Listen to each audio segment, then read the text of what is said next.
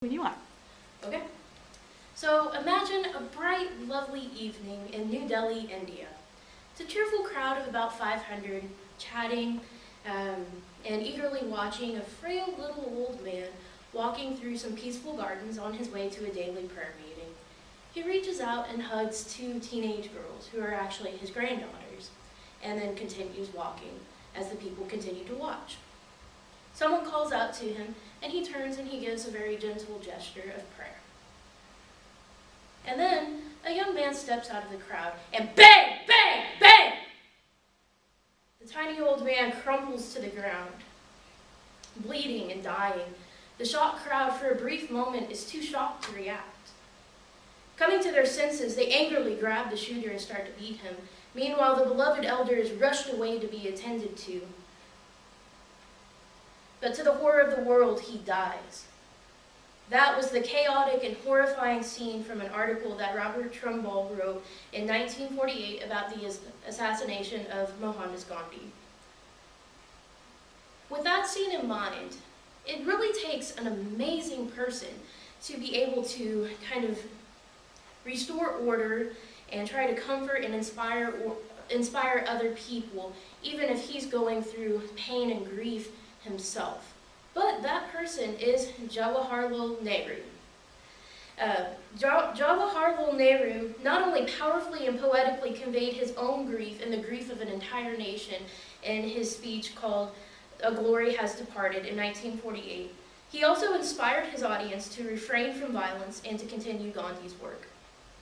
And to convey that, I will discuss who Jawaharlal Nehru was, the context of his speech, and the speech itself in 1948, and then the impact of that speech on others. So who exactly was Jawaharlal Nehru? Not a name I've heard very often until now. He was called by Gandhi to be his heir and successor, and became the first prime minister in India. He studied law in London, Cambridge, and Harrow, and interestingly enough, he actually didn't like Gandhi at first, which, looking at this picture, is quite surprising to hear. Nehru thought he was very distant and different and unpolitical, and in fact, even unpractical. But his life was changed, though, and his determination to fight the British was awakened in an incident in 1919 where he was on a train, and he actually overheard British Brigadier General Reginald Dyer gloating over the Jallianwala Bagh massacre. The massacre, which was also known as the Massacre of Amritsar, was really a horrifying scene.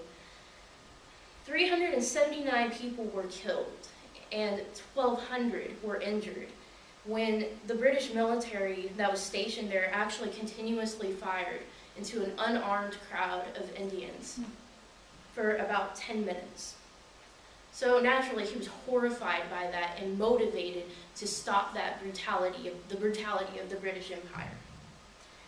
And that is how Nehru later became heavily involved with Gandhi's work.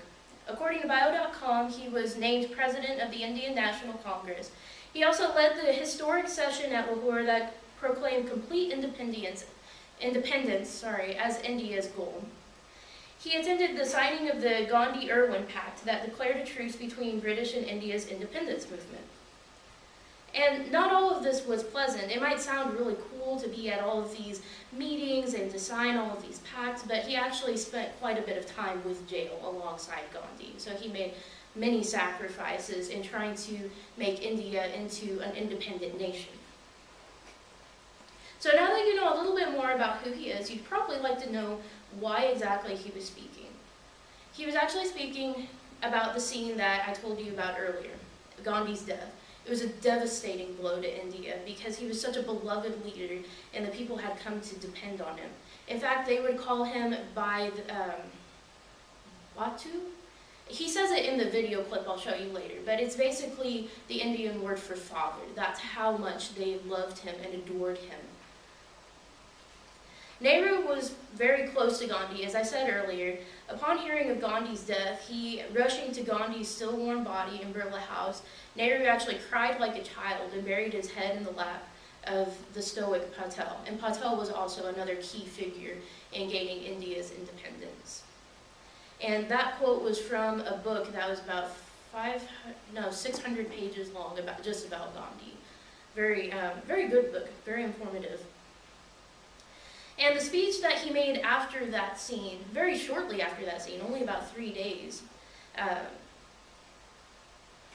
that speech was after the assassination, 3 days after the assassination, but also shortly after he had to stand high on the front gate of Berea House, and he had to relate tentative funeral arrangements to several thousand people who were weeping uncontrollably, gathered in the street and blocking all the traffic, in a scene similar to that picture that I have up there. Just all of those people devastated. He had to try and give some order. He had to try to preserve some sense of order and try not to let all of that devastation and grief get out of control. A very difficult task. And he most famously broadcast a very similar speech to A Glory Has Departed over the radio, and then he spoke at the Constituent Assembly on February 2nd, 1948, 3 days after Gandhi's assassination. Funny enough, the broadcast is actually a little bit more spoken of than the speech itself, but the broadcast has very similar ideas to it. It's the same concept and a little bit of the same imagery, just a little bit shorter.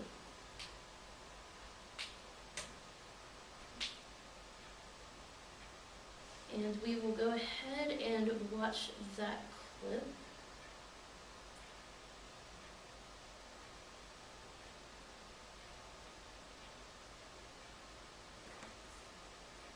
Of our lives, and there is darkness everywhere, and I do not quite know what to tell you and how to say it. Our beloved leader, Bapu as we called him, the father of the nation, is no more. Perhaps I am wrong to say that. Nevertheless, we will not see him again as we have seen him for these many years. We will not run to him for advice and seek solace from him. And that is a terrible blow, not to me only, but to millions and millions in this country. And it is a little difficult to soften the blow by any advice that I or anyone else can give you. The light has gone out, I said, and yet I was wrong of many more of the light person.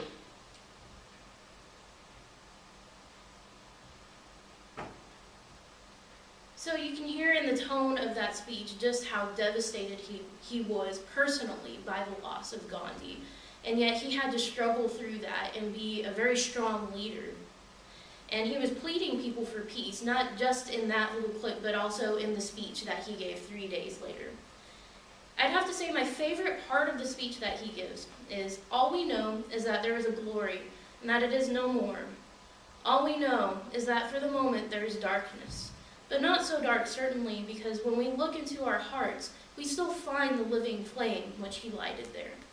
So in that speech, he was actually trying to motivate others and say, don't forget about his work. It might seem that he is gone, but his work lives in us, and we need to continue it. Very powerful message. And that goes on to the impact of the speech.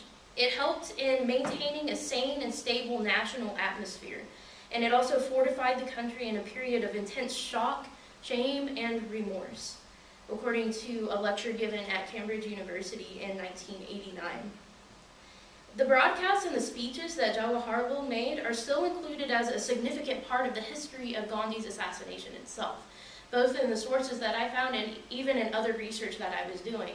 I found it interesting, even as I was Googling Gandhi's assassination, there was usually a part about that broadcast and about that speech and about his leadership in that time.